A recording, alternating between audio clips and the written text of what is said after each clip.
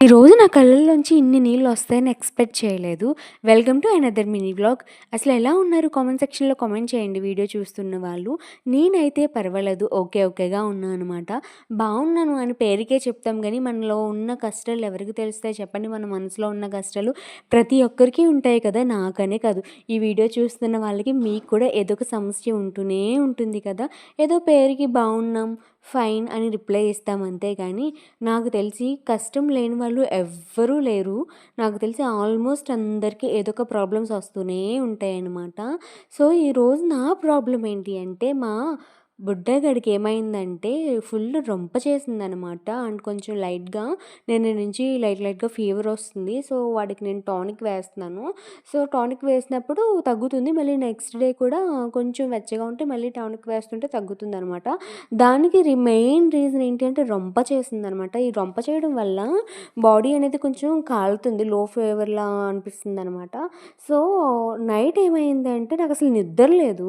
అది కూడా ఎందుకంటే మనకి అసలు యాక్చువల్లీ మనకి రొంప చేస్తేనే, జలుబు చేస్తేనే ఊపిరాడడం కష్టంగా ఉంటుంది. నోటితో కూడా మనం గాలి పీల్చుకుంటూ ఉంటాం గదా కొన్నిసార్లు.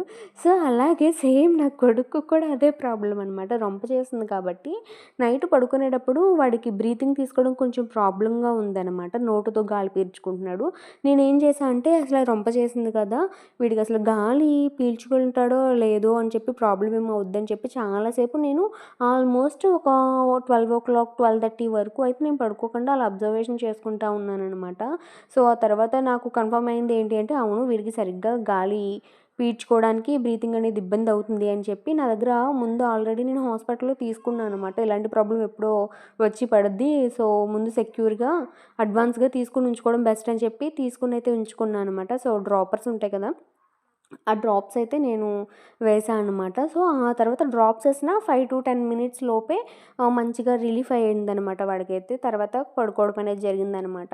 సో, అలాగా పిల్లలకి రొంప చేస్తే అసలు చాలా ఇబ్బంది. పెద్దవాళ్ళు మనమే చాలా తట్టుకోలేము. రొంప చేస్తే అసలు మనకెలా ఉంటది చెప్పండి? అసలు కొంచెం హెడేక్‌గా ఉంటుంది. అలానే బ్రీతింగ్ తీసుకోవడం మనకి చాలా ప్రాబ్లమ్ అవుతుంది. చాలా చిరాకుగా ఉంటుంది ఆ రోజంతా. లైట్‌గా ఫీవర్ కూడా వచ్చేలా ఉంటుంది కదా! వచ్చినట్టు కూడా ఉంటుంది మనకి. కొంచెం చలి జ్వరం కింద. సో, అలాగే మనమే తట్టుకోలేకపోతే ఇంకా చంటి పిల్లలు ఎలా తట్టుకుంటారు? సో, అందుకని చెప్పి నాకు మా వాడికి ఏదన్నా ప్రాబ్లమ్ వస్తే నాకు చాలా భయమేస్తదనమాట. సో, పైకి నవ్వుతా ఉన్నా, నవ్వుతా మాట్లాడినా సరే నాకు ఇన్నర్‌గా కొంచెం భయంగా అలా బాధగా ఉంటుందనమాట. సో, ఆల్మోస్ట్ ఏ మదర్‌కైనా, ఏ తల్లికైనా ఇలానే ఉంటుంది. తన పిల్లలకి ఏదైనా ప్రాబ్లమ్ అవుతే వాళ్ళకొచ్చినా ఏదన్నా ప్రాబ్లమ్ ఏమో అంత బాధపడతారో లేదో తెలీదు గానీ, వాళ్ళ